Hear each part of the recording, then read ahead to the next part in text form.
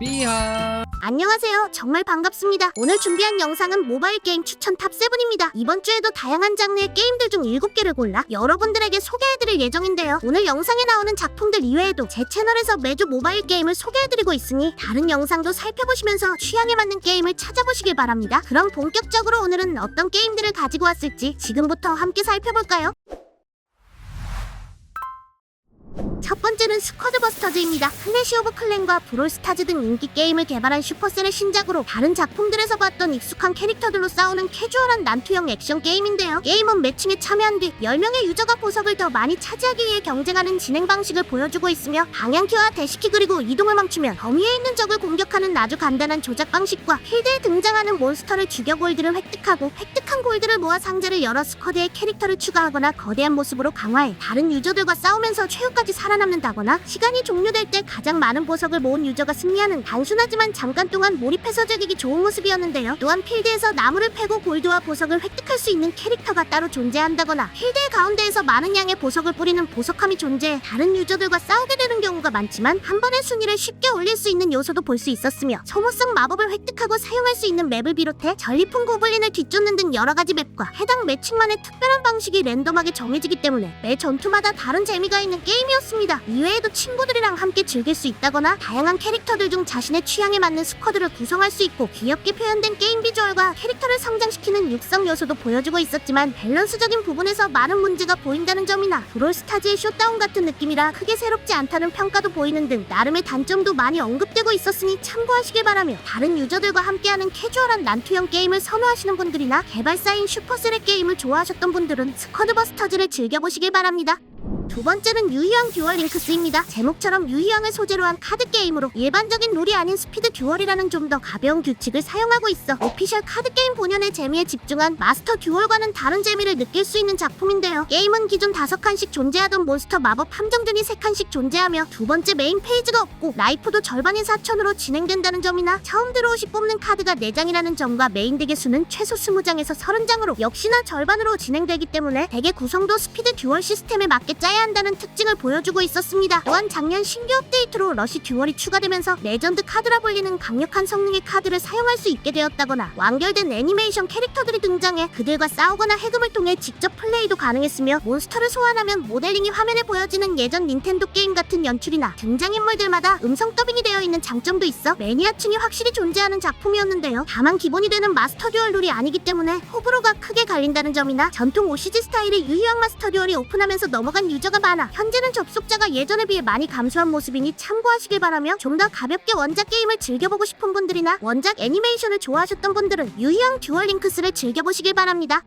세 번째는 애플라이트2입니다. 전작과 마찬가지로 횡스크롤 방식의 액션 플랫포머 장르 게임으로 단순한 방식이지만 중독성 있는 플레이가 특징인 작품인데요. 게임은 이동 대시 공격 사과 던지기 점프 등 간단한 조작을 통해 맵에 있는 함정을 피하고 몬스터를 처치하면서 여러 아이템을 먹고 꼬린 지점에 도착해 클리어하는 방식을 보여주고 있으며 2단 점프를 비롯해 생각보다 다양한 컨트롤이 필요하기 때문에 조작하는 재미를 느낄 수 있는 작품이었습니다. 또한 다양한 특징을 가진 캐릭터를 해금하고 무기와 던지는 아이템을 선택할 수 있다거나 점차 어려워지는 난이도의 맵들을 비롯해 나름 숨겨져 있는 상자 등을 찾는 요소도 있어 전작부터 계속해서 즐기고 있는 매니아들이 꽤 많은 작품이었는데요. 거기에 더해 패턴을 지닌 보스들과의 전투와 무과금으로도 진행하는데 큰 문제가 없었으며 생각보다 난이도가 꽤 높아 도전 욕구를 자극하는 점 등 여러가지 장점들을 보여주고 있었지만 전작에 비해 아직은 완성도가 많이 떨어지기 때문에 1편을 아직 안 해보셨다면 1편을 먼저 즐겨보시는 게 좋다는 점이나 언어가 크게 필요하진 않지만 한글을 지원하지 않는 아쉬운 점 등이 있었으니 이 점을 알아두시길 바라며 전작인 애플라이트를 좋아하셨던 분들이나 컨트롤이 중요한 액션 플랫포머 게임을 선호하시는 분들은 애플라이트2도 즐겨보시길 바랍니다.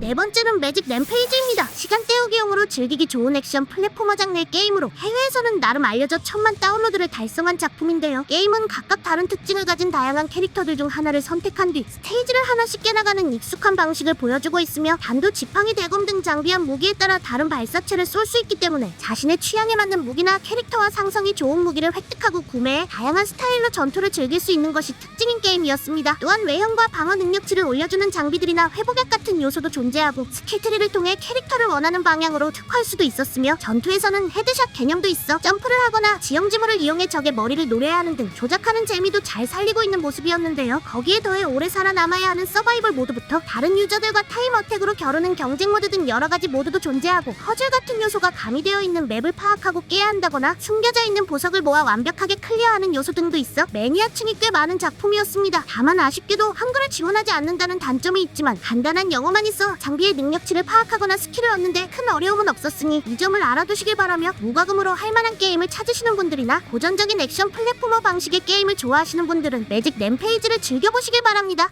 다섯 번째는 분리 네코입니다. 독특한 비주얼을 보여주는 탑다운 슈팅 액션 장르의 게임으로 점점 좁아져가는 맵에서 아이템을 파밍하고 상대편을 모두 처치해 살아남아야 하는 익숙한 배틀로얄 방식의 작품인데요. 게임은 각각 다른 특징을 가진 여러 캐릭터들 중 하나를 선택해 매칭에 참여한 뒤 총알 방어구, 회복약, 총기 부품 등 다양한 아이템을 파밍하면서 시야가 거의 없는 맵을 돌아다니며 적을 잘 추적하고 싸워야 하는 전투 방식을 보여주고 있었으며 엄폐물에 숨거나 쓰러진 팀원을 제한된 시간 안에 부활시키고 발소리나 총소리 등 사플에 신경 쓰면서 진행해야 하는 게임이었는데요. 또한 배틀로얄 이외에도 다른 모드들도 존재하고 상자를 여러 캐릭터를 꽤 쉽게 획득할 수 있다는 점이나 성장을 통해 능력을 얻는 등의 육성 요소도 있었으며 맵마다 기차에 치이면 즉사를 한다거나 한 판의 시간이 짧아 자기장이 굉장히 빨리 줄어드는 등 여러 재미있는 특징과 더불어 잠깐씩 즐기기 좋은 모습의 작품이었습니다. 거기에 더해 리그 랭킹을 올려나가는 재미나 친구들과 스쿼드를 짜 함께 플레이도 가능하고 가벼운 조작성으로 인해 누구나 쉽게 적응하고 즐길 수 있다는 장점을 보여주고 있었지만 게임 시점에 대한 호불호가 갈릴 수 있으니 참고하시길 바라며 독특한 방식의 슈팅 게임이 궁금하신 분들이나 긴장감 있는 배틀로얄 게임을 좋아하시는 분들은 분리 네코를 즐겨보시길 바랍니다.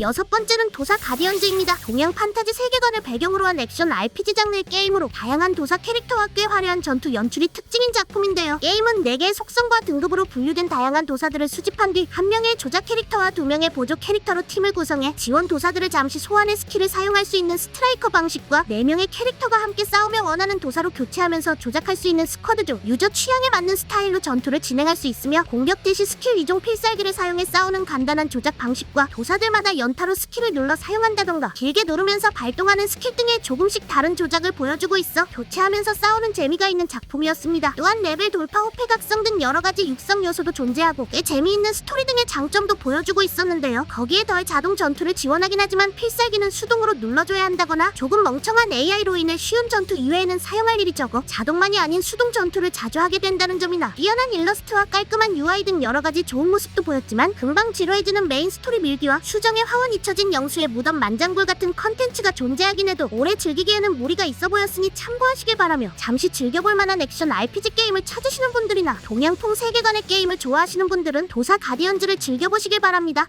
일곱 번째는 캣 판타지입니다. 고양이가 사람이 되는 컨셉의 캐릭터들이 등장하는 수집형 턴제 RPG 장르의 게임으로 전략적인 전투와 고양이를 모해화한 캐릭터로 관심을 받고 있는 작품인데요. 게임은 렉돌, 턱시도, 아메리칸 쇼테어 등 다양한 종류의 고양이가 사람의 모습으로 변한 개성 있는 캐릭터들을 수집하고 최대 4명을 팀으로 편성해 스테이지를 진행하는 방식을 보여주고 있으며 캐릭터마다 다른 효과의 3개의 액티브 스킬과 1개의 패시브 스킬을 활용해 전투 시 랜덤하게 등장하는 스킬 카드를 사용해 적의 약점을 노려 공격하거나 카드가 합쳐지면 더 강력해지기 때문에 카드 사용 순서를 조절해 합성이 되도록 만들어야 하는 등 전략적인 전투 시스템이 특징인 작품이었습니다. 또한 속성, 파티클, 생활 스킬 등 특징들도 다르기 때문에 전략적으로 팀을 구성해야 했으며 레벨 돌파, 승급, 장비 같은 여러가지 육성 요소도 존재하고 고양이 카페에 점원을 배치한 뒤 얻은 레시피를 통해 음료 등을 제작해 판매하는 방치형의 재화 획득 요소인 카페 테리아를 포함한 여러가지 컨텐츠도 볼 수 있었다는 점이나 사용하지 않는 캐릭터는 배달이나 다른 컨텐츠에 사용할 수 있어 여러가지로 신경을 쓴 모습이 눈에 띄었는데요. 거기에 더해 꽤 수위가 높은 디자인의 스킬을 비롯해 일반적인 전투 모션이나 스킬 이펙트 및 필살기의 연출까지 화려한 편이었지만 호불호가 굉장히 심하게 갈리는 소재의 게임이라는 점이나 행동력을 소모해 진행하는 방식이기 때문에 하드하게 게임을 즐기는 분들에게는 맞지 않을 수 있다는 점 등 나름의 단점도 여럿 있었으니 참고하시길 바라며 고양이를 모해화한 소재의 게임이 궁금하신 분들이나 수집형 RPG 게임을 좋아하시는 분들은 신작 캣 판타지를 즐겨보시길 바랍니다.